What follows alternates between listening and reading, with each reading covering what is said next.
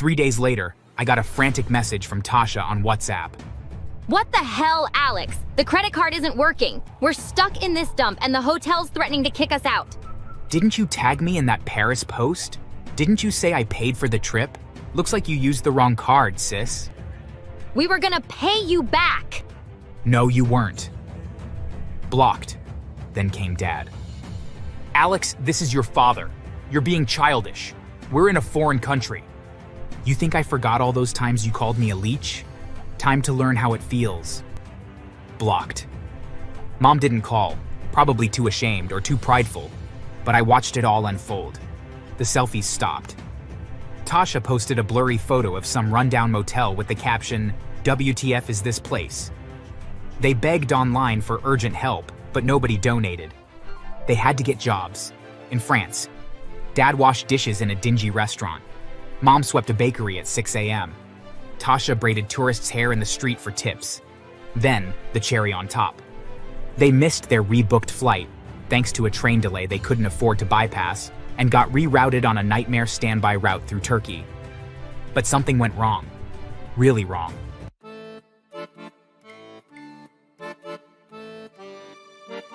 They always treated me like I was just visiting, like I didn't belong, like I was the unwanted draft that kept sneaking in through the door they never fully closed.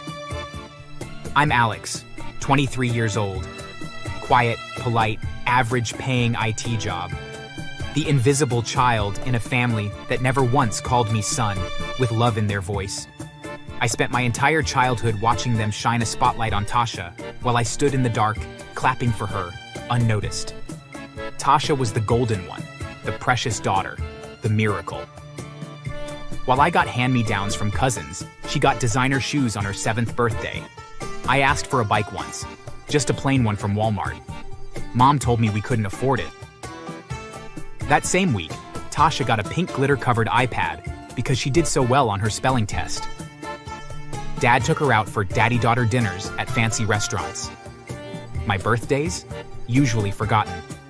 Once, they gave me a Happy Meal toy and said it was just symbolic. She got to go to dance camp. I got to mow the lawn. If she made a mistake, it was brushed off. She's just a kid. But when I spilled juice at 12, I got grounded for a week and called ungrateful. By the time I was 17, they had forced me to take on 2 jobs. I started saving every penny I could, and even then, I was expected to contribute to the household expenses. By the time I turned 18, they couldn't wait to push me out. They wanted the room for Tasha's walk-in closet. I slept in my car for a week before I found someone on Craigslist looking for a roommate, and still, I never cut them off. I don't know why. Some pathetic hope that maybe, someday, they'd love me back.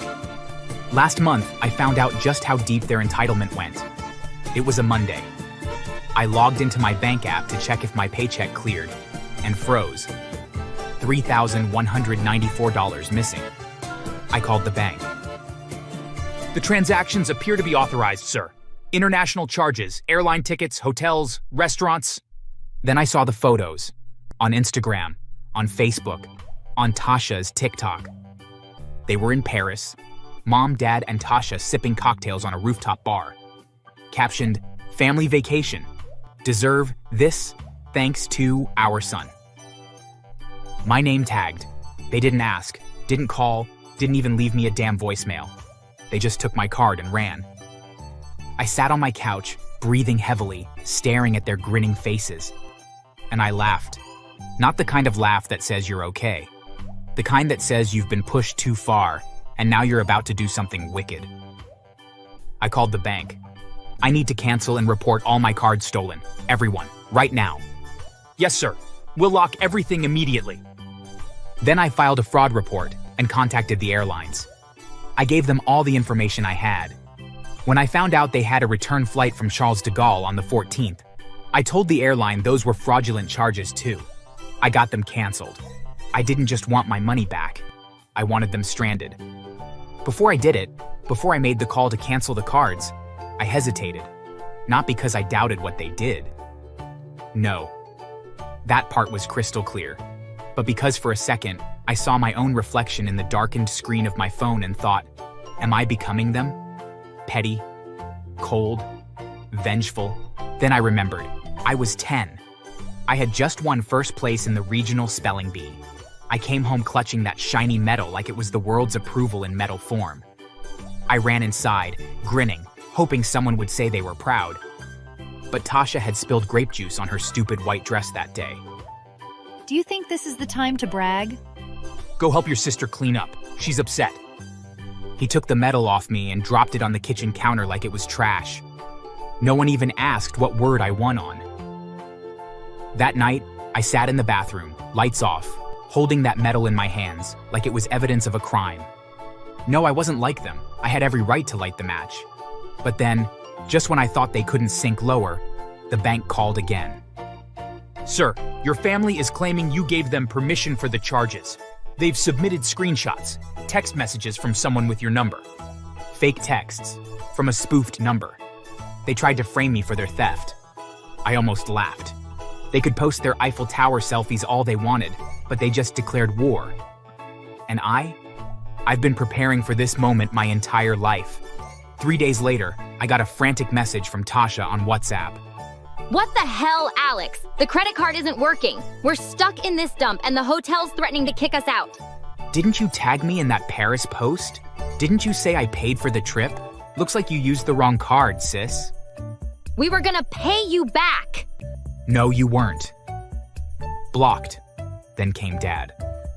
Alex, this is your father. You're being childish. We're in a foreign country. You think I forgot all those times you called me a leech? Time to learn how it feels. Blocked. Mom didn't call, probably too ashamed or too prideful, but I watched it all unfold. The selfies stopped. Tasha posted a blurry photo of some rundown motel with the caption, "WTF is this place?" They begged online for urgent help, but nobody donated. They had to get jobs. In France, Dad washed dishes in a dingy restaurant. Mom swept a bakery at 6 a.m. Tasha braided tourists' hair in the street for tips. Then, the cherry on top.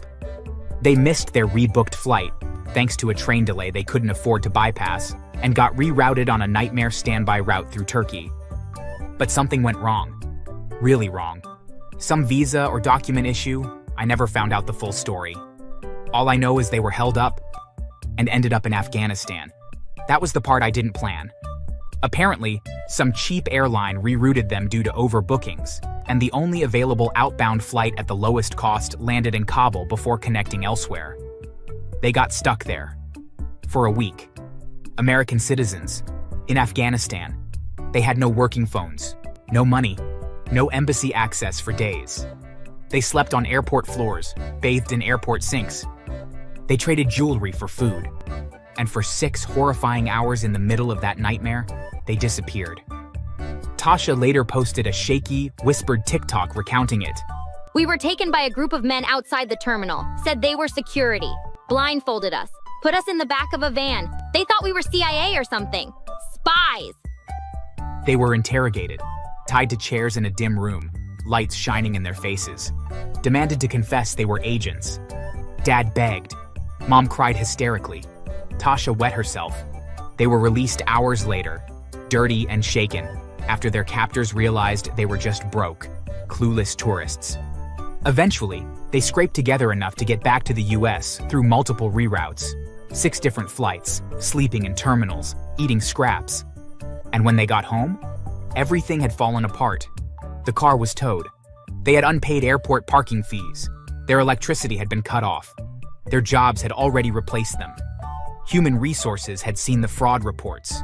No explanations accepted. They came to my door, ragged, gaunt, sunburnt, defeated. Please, Alex, we made a mistake. You've made your point. We're back now. We lost everything. I opened the door, looked them over. Mom in wrinkled clothes. Dad looking 20 years older. Tasha's nails chipped and broken. There's a cleaning company 2 blocks away hiring minimum wage. You said that was beneath you, right? They didn't answer. Funny? You never thought of me once. Now you need me? I closed the door. Now, they clean houses. Rich people's houses. I found out from a former coworker that they scrub toilets and mop marble floors while being barked at by the kind of people they used to pretend they were. They still haven't paid me back. But I don't want the money anymore. I already got what I needed. People say, don't get even, move on. But I say this. Sometimes, when someone burns you over and over, it's not healing you need, it's fire. So I lit the match and watched them burn. Thanks for watching. You can't be here! She's recovering! Recovering? While the rest of us cover her work? While we drown? Poor Lisa's been crying in the bathroom every lunch because she's managing 2 portfolios. And Nina's here watching daytime TV. You broke into my home. You broke into my payroll. It's bad timing, Nina. Real bad timing to be sick. He dumped a stack of paperwork on our coffee table. Sign these. Authorize project closures. Or don't. You'll just be another weak link. Then he turned to Theo. And you, Mr. Caretaker? Bet you miss when she had eyebrows, huh? You son of a beach! Theo lunged, but one of the goons pulled him back and tied his hands with a rope. I felt a fear I hadn't known since the diagnosis. A helplessness even deeper than the cancer. Relax, folks. Consider this a performance review, at home. They wrecked the living room, threw down framed photos, crushed the orchid Theo had bought me when I lost my hair. Be in the office tomorrow, sick or not or else. Then they left, without signing anything. Just chaos.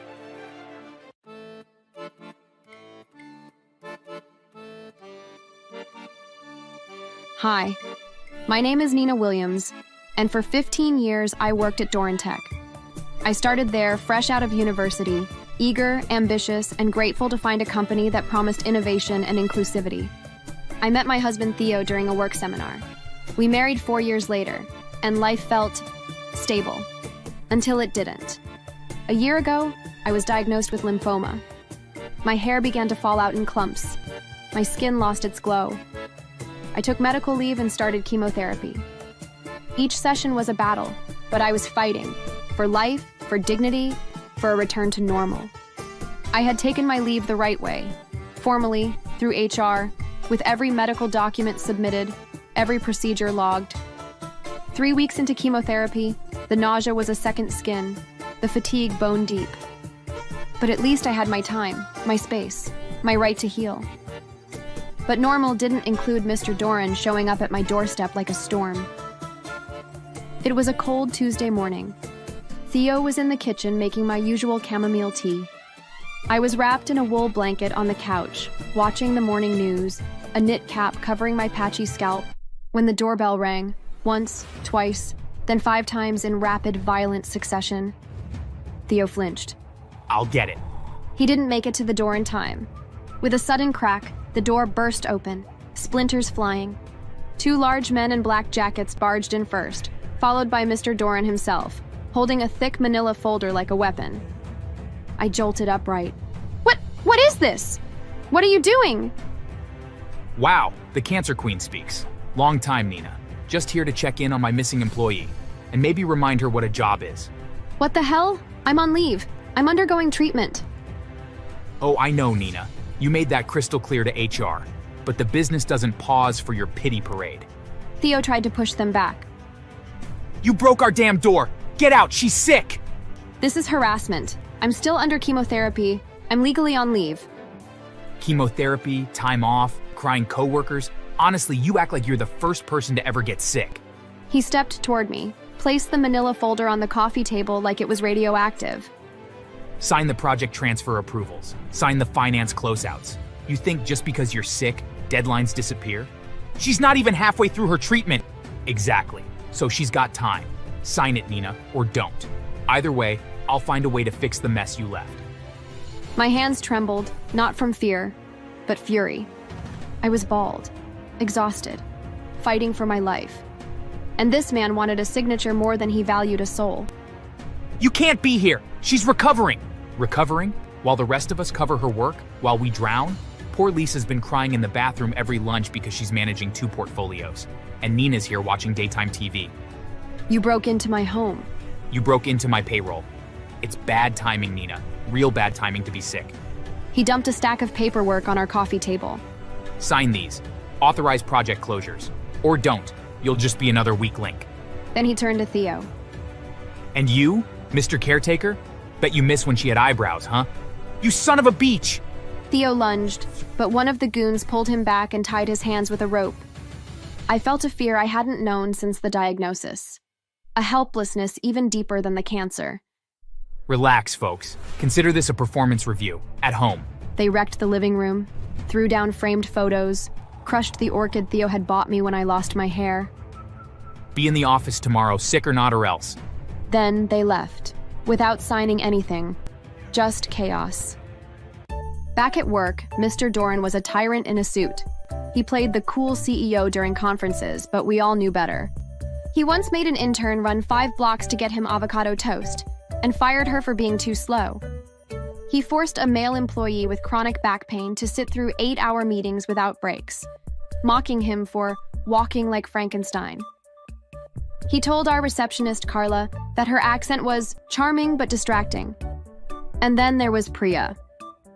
PRLYA, a senior analyst, limped slightly due to a childhood polio case.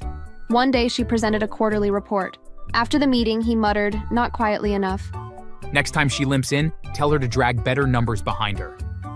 She cried in the bathroom for an hour. I remember helping her clean her mascara off with a paper towel. A week after the break-in, I saw the post. A photo of an empty office chair captioned, "Lazy employees milking sick leave while real workers suffer. Sick leave scam, accountability matters." He didn't name me. He didn't have to. The comments were vile. Zara, my 16-year-old niece, stormed into the living room that night. He crossed a line. I'm getting that bastard. Zara, it's not worth it. You survived chemo. Let me survive hacking. She enlisted 2 of her techie friends, Amara and Lewis. Within 48 hours, they'd mapped Doran's smart home system.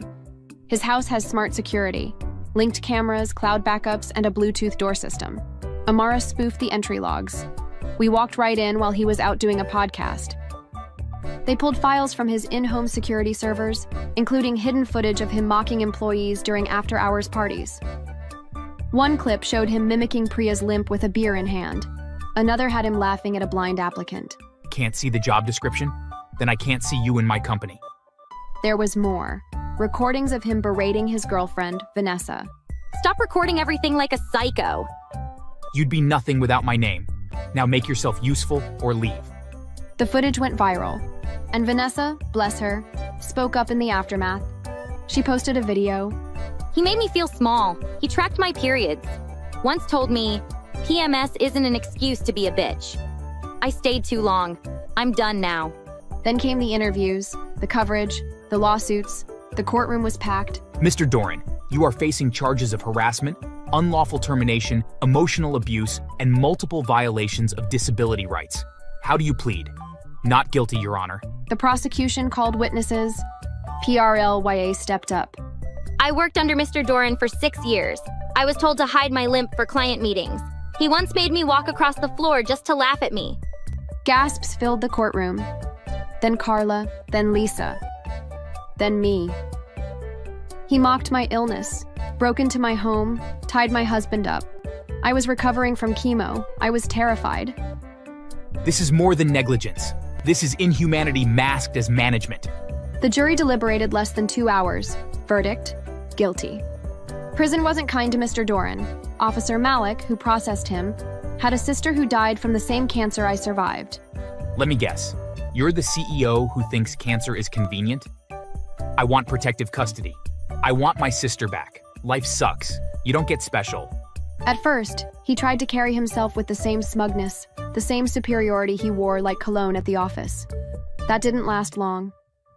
Word spread fast. A correctional officer leaked his background. CEO mocks cancer survivor, breaks into her home, posts about lazy, sick employees online. That's all it took. You the cancer clown? No, that's not. My wife couldn't afford chemo. And you're out here breaking into some lady's house while she's puking her guts out? My little girl died bald. You think that's funny? Doran tried to explain, tried to plead. But prison doesn't offer press conferences or PR managers. They took turns spitting in his food. He was forced to clean toilets with a toothbrush. Someone shaved off one side of his head while he slept. They ripped the sleeves off his shirt and made him wear it backwards. They poured soap into his shoes. One night, they tied him with his own bedsheet to the bunk and whispered into his ear for hours. naming every person they loved who had died of cancer. You ever watch someone die while you hold their hand? Of course not. You were too busy filming yourself being an asshole. By the third week, his nose was broken. His lips were split. He'd lost 20 pounds and most of his dignity. He begged to be transferred. He begged for solitary. He begged to be forgotten. But karma had no earplugs. Months passed. I was offered a consulting position at the National Workplace Reform Initiative. I accepted. Now I help reshape company policies around medical leave, inclusivity, and compassion. I share my story. I teach empathy. Zara launched an app called Shut Them Down, a whistleblower platform with encrypted submissions and live HR guidance. Vanessa opened a women's shelter. Doran? He got 15 years and a new nickname in prison. CEO, see you next Tuesday. Thanks for watching. And remember, if your boss mocks your illness, don't quit, upload. Like, comment, and subscribe. Karma's got Wi-Fi now.